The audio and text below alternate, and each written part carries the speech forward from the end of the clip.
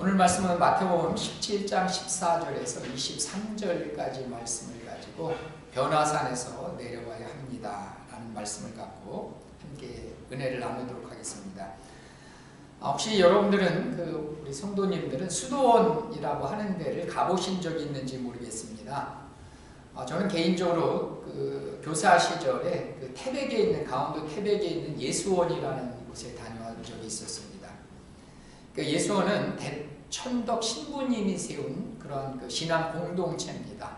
그래서 거기 가면 이렇게 친목과 예배와 노동과 섬김을 주로 이렇게 하면서 제가 있을 때는 한 2박 3일 정도를 이렇게 지냈었는데요. 제가 지난 금요일 날 이렇게 예수원 홈페이지를 보니까 요즘은 이제 코로나 시대이기 때문에 2박 3일 오시는 그런 손님들은 받지 않고 한 2주 정도 이상 노동과 예배로 섬길 사람을 그렇게 자원받고 있었습니다. 수도원 운동이 일어난 것은 중세 시대에 보면 이제 교황권이 득세하면서 교회가 이제 부패되기 시작을 했습니다. 그러면서 이제 등장한 곳이 수도원입니다.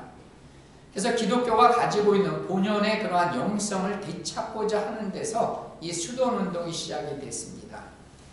그래서 정확한 수도원의 시작은 언제 시작됐는지 알 수 없지만 일반적으로 주전 4세기에 이집트에서 시작이 됐다라고 보게 되겠고요. 그 다음에 본격적으로 그냥 신앙 공동체로서 출발한 것은 이탈리아의 베네딕트 수도원입니다. 그래서 여러분들이 사진 같은 데도 이렇게 잘 보면은 알지만 이렇게 산 위에 주로 이렇게 산에 있습니다. 그래서 산에 그렇게 수도원이 지어져 있는 것을 보게 됩니다. 그래서 청빈, 정결, 목종의 생활을 통해서 하나님을 찬송하고요. 세상에 봉사하고자 지어진 것이 수도원입니다. 본격적으로 이 수도원 운동의 시작은 11세기, 12세기서부터 시작이 됐는데요. 아마 성도님들도 들어보셨지만 프란체스코가 만든 프란체스코 수도원이고요. 도미니크라고 하는 사람이 만든 도미니크 수도원 두 가지가 유명합니다. 근데 이들 수도원들은 자기 재산을 전부 다 이제 청산합니다. 사유재산이 하나도 없고요. 그 다음에 이 탁발이라고 해서 이렇게 돌아다니면서 이렇게 음식을 구걸하는, 그래서 일명 탁발 수도사다라는 그런 얘기를 듣게 됩니다. 근데 이 수도원 운동을 통해서 신앙의 순수성은 유지한 것은 확실합니다. 교회가 워낙 교황이 교회를 통해서 이 교황제도가 발달하다 보니까 이 교회가 부패가 되고 영성을 잃어버린 시대에 신앙의 순수성을 유지했었고요. 그 다음에 수도원에서도 뭘 세웠냐면 학교를 많이 세웠습니다. 그래서 이 학교를 통해서 학문이 발전하기는 했지만 이 신앙이 생활과 떨어진 일반 사람들 속에 들어가서 이 삶을 변화시키는 데는 이 수도원 운동은 실패를 한 부분도 있었습니다. 우리는 예수를 믿고 나서 그런 생각을 많이 해본 적이 있을 겁니다. 참된 영성이 무엇인가라고 하는 거죠. 정말 믿음이 좋다라고 하는 것은 어떤 의미일까라고 하는 얘기다라는 거죠. 나는 정말 믿음의 구원의 확신도 있고 이 구원에 그러한 흔들림이 없는 그러한 믿음을 갖고 있는가라고 때로는 의심할 수도 있고요. 때로는 불안해하면서 그렇게 지내오고 있다는 겁니다. 특별히 우리가 코로나19라는 시대를 맞이하면서 우리는 어떻게 신앙생활을 하는 것이 참된 하나님이 기뻐하는 신앙생활일까도 우리는 많이 고민해보게 됩니다. 특별히 우리 이 교회라고 하는 것이 세상 속에서 오히려 빛과 소금의 역할을 감당해야 되는데 오히려 이 교회는 세상으로부터 진한과 비판을 받고 있는 그러한 시절을 살아가고 있다는 겁니다. 그러면 이런 시대 가운데 우리는 어떤 모습과 태도를 가지고 우리의 신앙생활을 우리가 해야 될 것인가 라고 하는 것들을 오늘 본문을 통해서 우리가 함께 나눠보도록 하겠습니다. 오늘 이 마태복음 이 17장의 이 변화산 사건은 16장으로부터 시작이 되게 됩니다. 여러분 16장 13절에서 보면 예수님께서 가이사랴 빌립보라는 지역에 이르렀을 때 제자들에게 그런 질문을 던집니다. 너희는 나를 누구라고 하느냐라고 이렇게 질문을 던지게 됩니다. 이 가이사라 빌립보는 가이사라는 누구냐면 로마 황제에게 바쳐진 도시입니다. 그 당시 로마가 세계를 지배하고 있는 그 시대에 황제가 신이라고 인정하는 그 시대에 너희는 나를 누구라고 하느냐라고 이렇게 제자들에게 질문을 던지고 있는 겁니다. 이때 베드로가 마태복음 16장 16절에서 그 유명한 믿음의 신앙 고백을 하게 됩니다. 우리가 같이 한번 우리의 고백이기도 하기 때문에 우리가 16장 16절을 같이 한번 읽어보도록 하겠습니다. 시몬 베드로가 대답하여 이르되 주는 그리스도시요 살아계신 하나님의 아들이시니. 우리 한번 다시 한번 읽어볼까요? 시몬 베드로가 대답하여 이르되 주는 그리스도시요 살아계신 하나님의 아들이시니이다. 아멘. 여러분들 그렇습니다. 예수님은 그리스도십니다. 기름 부은 자고요, 우리의 구원주가 되시고 우리의 주님이다라고 하는 부분을 우리가 분명한 믿음의 확신 가운데 고백할 수 있어야 되는 겁니다. 이걸 처음에 베드로가 고백을 했어요. 근데 그 다음에 나온 장면을 보면 예수님께서 뭐라고 얘기하시냐면 내가 이제 예루살렘에 가서 십자가에 못 박혀 죽게 될 것이라고 하는 십자가의 그러한 예고와 죽음에 대해서 1차로 처음으로 그렇게 제자들에게 자기의 삶을 얘기하고 있습니다. 그럴 때 이 베드로가 예수님에게 그런 일이 절대 일어나지 않는다라고 얘기하는 거죠. 사람의 일을 생각한다라고 이렇게 예수님께 책망을 받게 된다는 얘기입니다. 여러분 마태복음 17장에 이렇게 베드로의 믿음의 고백이 있었고요. 그 다음에 예수님의 고난에 대한 예고가 있은 다음에 17장 1절에 보니까 이 일이 있은 후에 엿새 후에 베드로와 야고보와 요한을 데리고 변화산으로 올라가십니다. 그래서 17장 2절에 보니까 예수님이 변화 사건에서 이 변화산 말 그대로 변한 사건에 일어났던 장소입니다. 이 변화산에서 예수님의 얼굴이 자체가 바뀌셨어요. 그리고 그 얼굴이 해같이 빛나셨고요. 그 다음에 입었던 옷도 그 세탁한 옷, 그렇게 세제, 어떤 세제를 썼는지 알 수가 없지만 엄청나게 희어졌더라라고 그렇게 성경은 기록되고 있습니다. 여러분 그렇게 예수님의 변화된 모습을 보니까 베드로가 17장 4절에 보니까 여기 있는 것이 좋사오니 우리가 여기서 초막을 짓자는 거죠. 그래서 여기 있는 게 좋다는 거죠. 근데 예수님은 어떻게 하십니까? 여기서 머물러서는 안 된다는 거죠. 변화산에서 머물러 있는 것이 아니라 다시 세상으로 내려가져가면서 그 제자들을 이끌고 산에서 내려오시게 된다는 겁니다. 얘기했지만 여러분들 불교는 뭡니까? 세상에 내려오면서 세속화되는 거죠.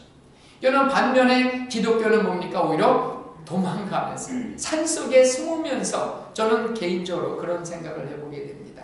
우리는 예수님처럼 여기 있는 것이 좋지만 우리가 교회에 있는 것이 좋지만 우리는 어떤 삶을 살아야 하느냐라고 하는 거죠. 우리는 어디로 내려가셔야 돼요? 산에서 내려가셔야 돼요.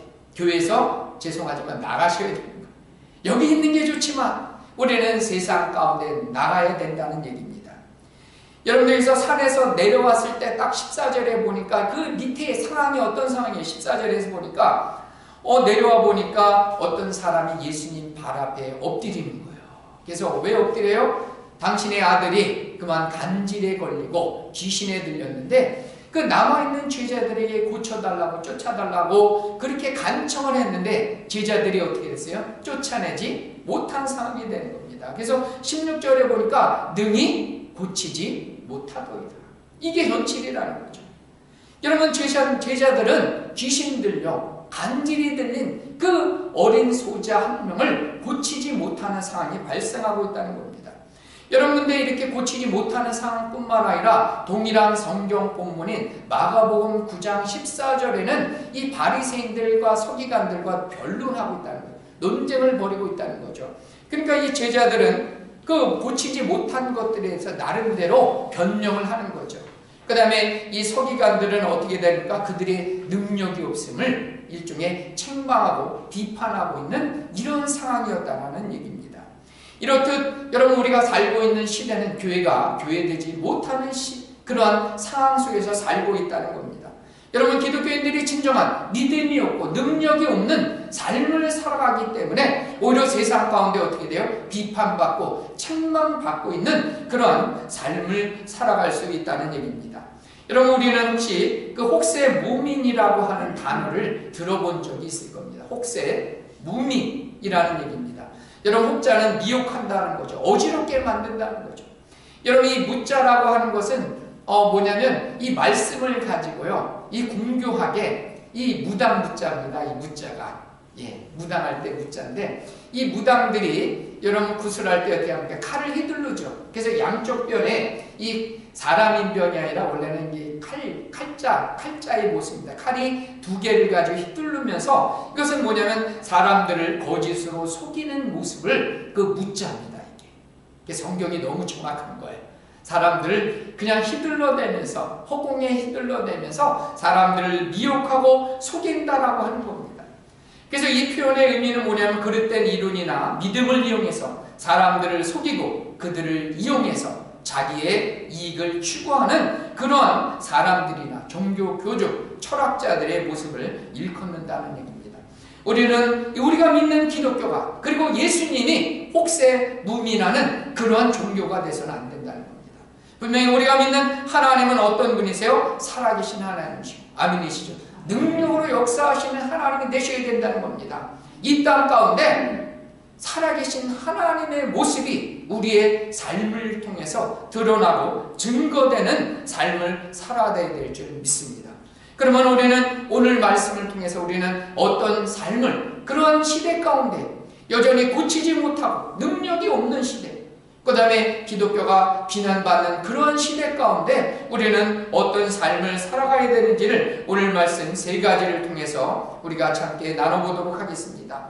그 첫 번째는 전체적인 그림을 그릴 수 있어야 된다는 겁니다. 그래서 예수님의 오늘 이 변형 사건 또는 변모한 사건들은요, 예수님의 생애 5번째 사건 중에 한 가지입니다.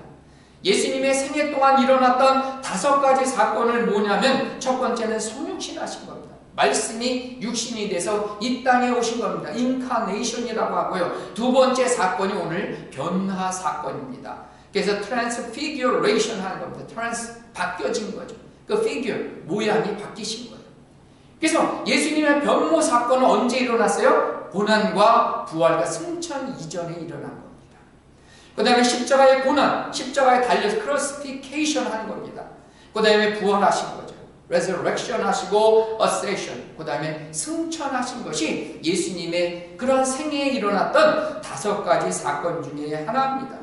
그래서 우리는 그 예수님의 변형 사건은 뭘 예고하시는 거예요? 고난받지만, 계속 얘기하지만 하나님께서는 다시 부활하시고 영광의 주님이 되실 것을 미리 예고해 주시는 것으로 우리는 이해되어야 될 줄 믿습니다. 여러분께서 마태복음 16장 21절에는 예수님이 먼저 1차로 처음으로 당신의 고난과 죽음에 대해서 1차로 얘기하셨어요. 그런데 당신만 죽는 게 아니라 예수님을 따르는 모든 제자들도 어떻게 돼요? 동일하게 십자가를 지고 죽어야 된다고 얘기하시니까 그만 제자들이 어떻게 하는 거예요? 두려움에 빠지는 거예요. 나도 십자가를 지고 나도 죽어야 되는 것인가 라고 하는 커다란 혼란과 두려움에 빠진 이 제자들에게 하나님께서는 뭘 보여주신 거예요? 예수님은 변화사람으로 그들을 이끌고 가신 거예요.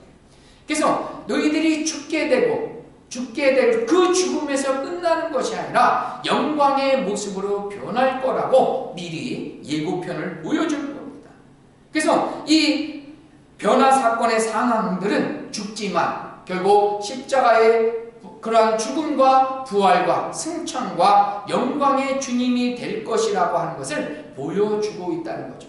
그래서 이 죽음이라는 것이 한 인간의 그러한 안타까운 죽음, 그런 아무 힘없는 죽음이 아니라 결국 하나님께서 영광 가운데 인도해 주실 것이라고 하는 그러한 확신을 제자들에게 주기 위해서 이 변화산의 사건을 보여주신 겁니다. 여러분, 제가 여러 번 얘기했지만 우리의 삶의 모습은 어떻습니까? 통로가 없는 어둠캄캄한 동굴 속의 인생이 아니라고 그랬어요. 우리는 통로가 없는 어둠캄캄한 동굴 속에서 갇혀 사는 그런 존재가 아니라는 겁니다. 우리는 어둠캄캄하지만 반드시 뭐가 있는 거예요? 통로가 있는 터널을 통과하고 있음을 기억해야 됩니다. 반드시 뭐가 있다고요? 그 통로가 있는 거예요. 입구가 있는 거예요. 나갈 입구가 하나님이 마련해 주신 겁니다. 그래서 우리는 삶이 지금 어떠한 과정 가운데 있든지 간에 우리는 그것은 하나의 과정으로서 지켜봐야 되는 거죠. 하나의 고난이라는 측면만 바라보면 우리는 두려울 수밖에 없는 거예요. 그러나 이 고난은 뭘 통과하는 겁니까? 뭘 이끌어가는 거예요? 영광과 존귀함을 이끌어가는 하나의 과정으로서 우리는 이해해야 된다는 거죠. 그래서 하나의 단편만 보고 판단해서는 안 된다는 거죠. 먼저 뭘 봐야 됩니까? 전체를, 큰 그림을 그려야 되는 거죠.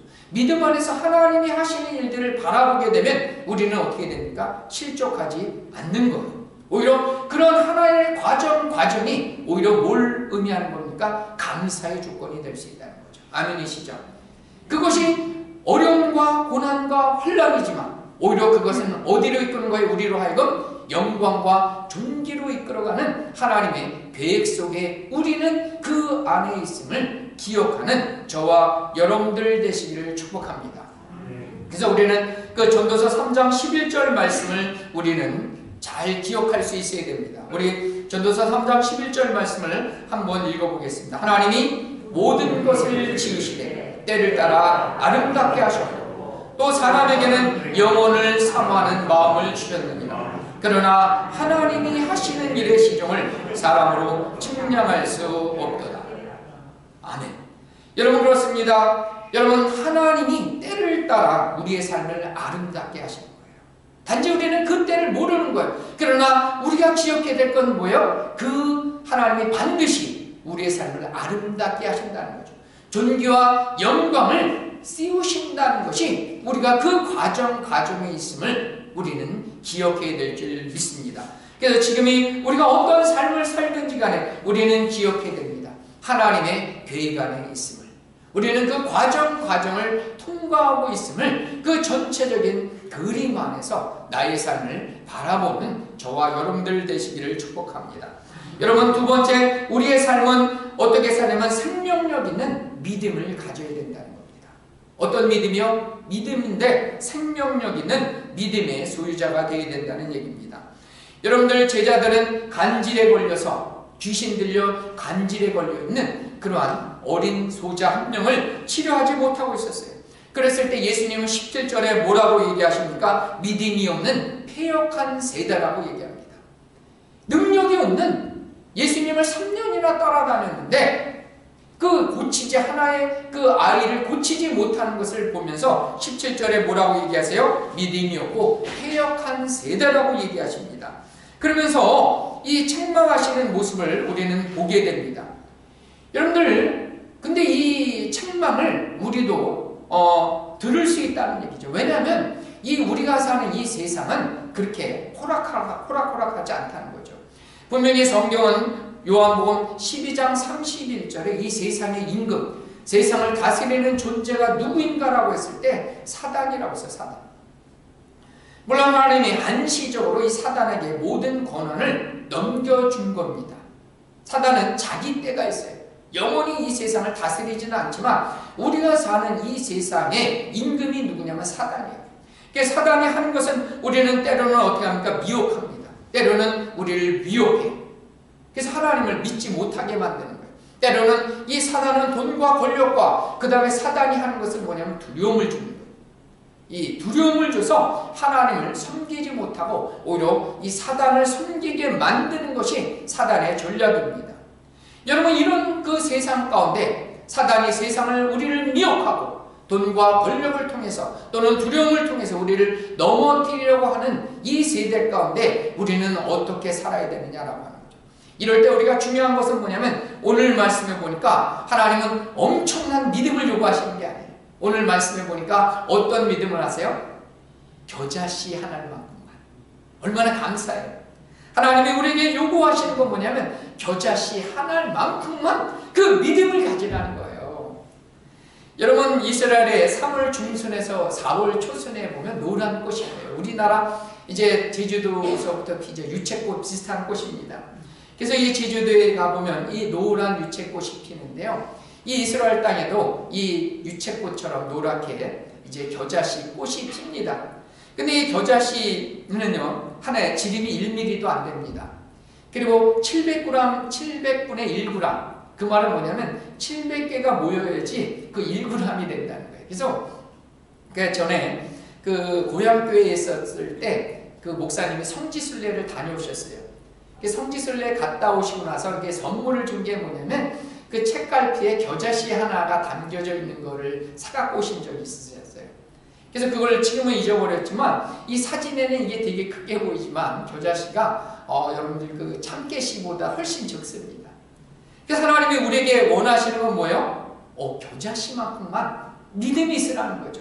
근데 이 작은 겨자씨가 그것을 심었을 때 하나님은, 예수님은 어떻게 비유를 하시냐면 나무처럼 커진다는 거죠.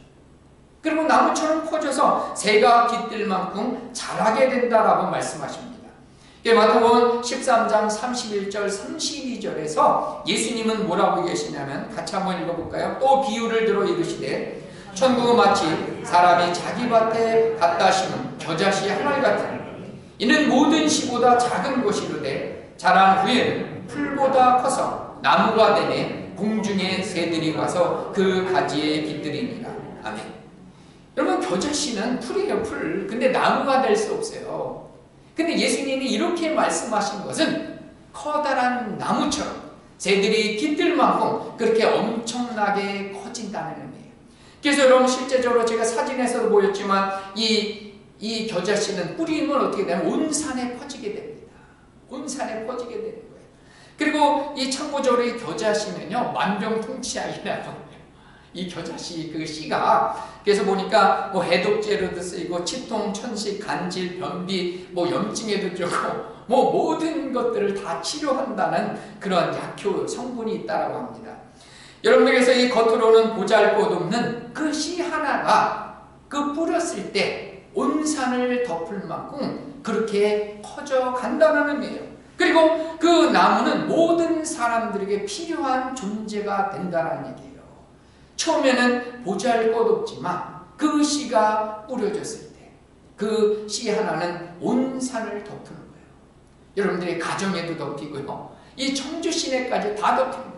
온 세상을 덮을 만한, 처음에는 겨자씨, 너무나 작은 씨앗 하나 같았지만 그 씨가 온 세상을 덮을 수 있다는 겁니다. 그리고 그 약효는 모든 곳에 다 쓰이는 거예요. 여러분께서 우리는 어떤 존재였어요? 겨자씨 같은 존재였어요. 여러분, 실제적으로 12제자들을 보면 다 겨자씨 같은 사람이었어요. 12제자 중에 뭐 서울대 나온 사람, 스카이 나온 사람 아무도 없었어요. 그 학식이 뛰어난 사람도 없었고요, 그 가문이 뭐 대단한 집 가문이 아무도 없었어요.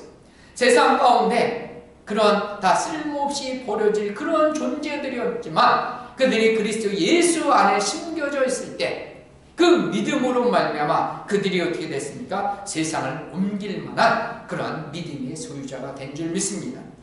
그래서 그들의 믿음은 그래서 그 세상 가운데 퍼지게 되었고요. 그래서 실제적으로 예수님께서도 마가복음 9장 23절에 뭐라고 계시냐면 예수께서 이르시되 할 수 있거든이 무슨 뜻이냐?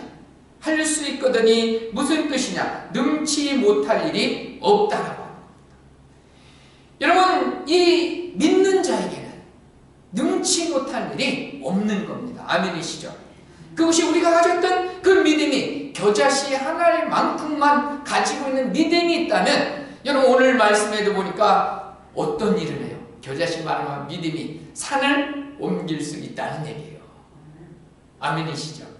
우리가 아멘을 크게 하시면서 다시 한번 할게요. 우리가 가지고 있는 믿음이 겨자씨 하나만큼만 믿음이 있어도 뭐 한다고요? 산을 옮길 줄 믿으시기를 축복합니다. 여러분, 이게 누가 얘기하신 거예요? 제가 얘기한 것도 아니고 예수님이 얘기하신 거예요. 그래서 예수님께서 이 작은 믿음일지라도 그 안에 생명이 있으면 하나님께서 산을 옮길 믿음의 소유자가 된다는 얘기입니다. 그래서 우리는 우리의 겉의 모습과 상관없는 거예요. 여러분들, 나 믿음도 없고 나 기도도 할 줄 모르고 나 찬양도 모르고 나 성경 말씀도 모르는데 이게 중요한 게 아니에요. 우리 안에 작은 그 믿음 하나를 보시고 하나님께서는 그 믿음대로 역사할 줄 믿으시기를 바랍니다.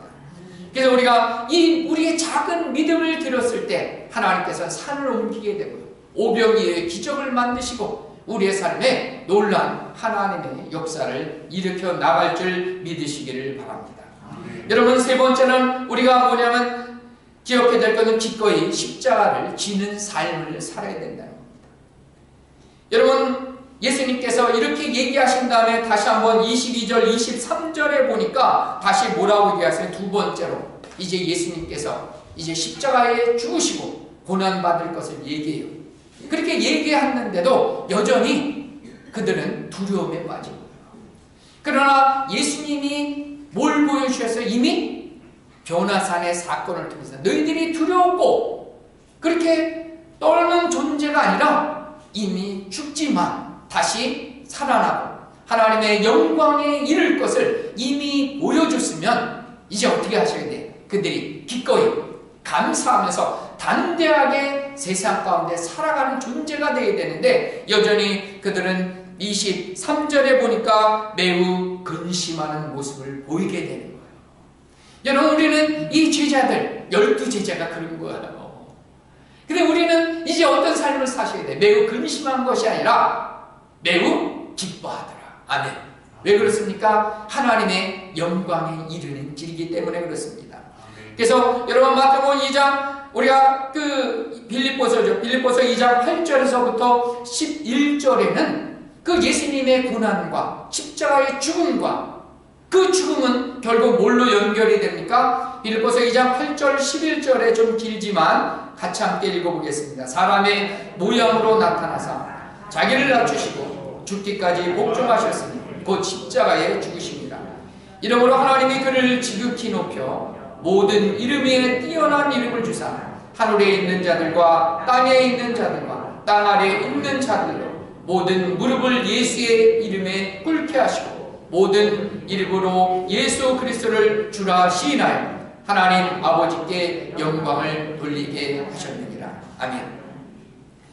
여러분, 계속 얘기하지만 예수님의 십자가의 죽으심과 그 고난은 결국 뭘로 연결됩니까? 주님이 되신 거예요.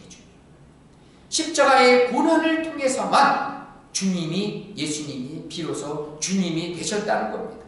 그래서 우리가 당하는 그러한 고난은 고난이 아니라 뭘 연결된 겁니까? 하나님의 영광에 이르는 길임을 우리는 기억해야 됩니다. 그렇기 때문에 예수님은 얘기하실 수 있는 거예요.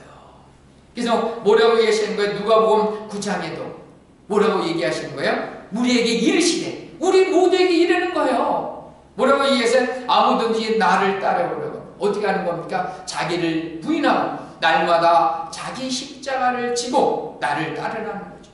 그래서 목숨을 구원하고자 하는 것은 내 목숨을 지키려고 할 때는 잃어버리는 것이고 누군지 나를 위해서 제 목숨을 잇는 사람은 구원한다는 거죠. 이 이순신 장군도 비슷한 얘기 하시는 거죠. 내 목숨을 얻기 위해서 살고자 하면 죽게 되는 거예요. 그러나 죽고자 하는 사람은 그리스도 예수 안에서 반드시 살아나게 된다는 얘기입니다. 그래서 오히려 우리가 당하는 고난은 하나님의 영광에 이르는 통로가 되기 때문에 이제 기꺼이 우리에게 요구하시는 거예요. 말씀하실 수 있는 거예요. 너희들이 기꺼이 십자가를 져야 된다는 얘기입니다.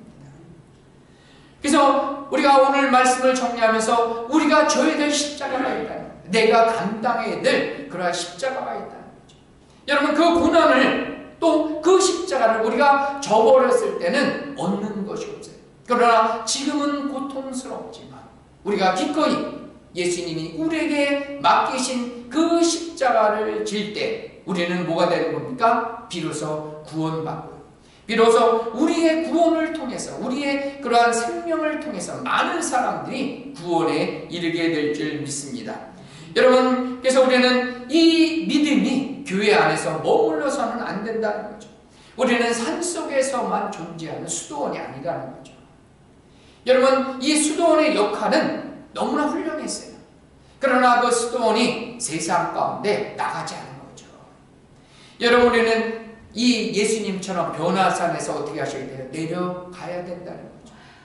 우리가 교회가 좋지만 우리가 이 교회 안에 머무르는 신앙이 아니라 우리가 세상 가운데 내려가서 세상 가운데 빛과 소금을 전하는 사람이 되어야 될 줄 믿습니다. 그래서 우리는 이 마태복음 5장 16절 말씀을 끝으로 한번 읽어보면서 이제 말씀을 정리하도록 하겠습니다. 마태복음 5장 16절입니다. 이같이 너희 빛이 사람 앞에 비추게 하라. 그들로 너희 착한 행실을 보고 하늘에 계신 너희 아버지께 영광을 돌리게 하라. 아멘. 여러분, 우리는 교회 안에서 물론 빛을 비춰야 되지만 우리는 어디서 빛을 비춰야 돼요? 이제 세상, 산에서 내려가서 세상 가운데 빛을 비춰야 돼요. 믿지 않는 사람들에게, 우리 주변에 있는 사람들에게 빛을 비추어서 너희 착한 행실을 보고 하늘에 계신 누구에게? 너희 아버지, 우리가 믿는 그 하나님께 영광을 돌리는 삶을 살아야 될 줄 믿습니다. 그래서 우리의 모습을 본 사람은 누굴 보는 거예요? 우리가 빛 대신 예수님을 만나게 되는 거예요. 그래서 우리의 삶을 통해서 살아계신 예수님의 모습을 보여주는 거예요. 그래서 이 세상 가운데 하나님이 없다고 하는 그 시절에 우리는 능력 없이 고치지 못한 그런 그 비난받고 책만 먹는 것이 아니라 살아있는 작은 예수께서 이 땅 가운데 능력으로 역사하고 생명으로 역사하고, 그래서 그들을 통해서 그들에게 살아있는 우리의 그런 하나님의 능력을, 하나님의 빛을 증거할 때 그들이 우리의 모습을 통해서 하나님을 만나게 될 줄 믿습니다. 그리고 그렇게 예수의 생명을 증거하는 저와 여러분들 되시기를 예수님의 이름으로 축복합니다. 우리 함께 말씀을 생각하면서 함께 기도하겠습니다.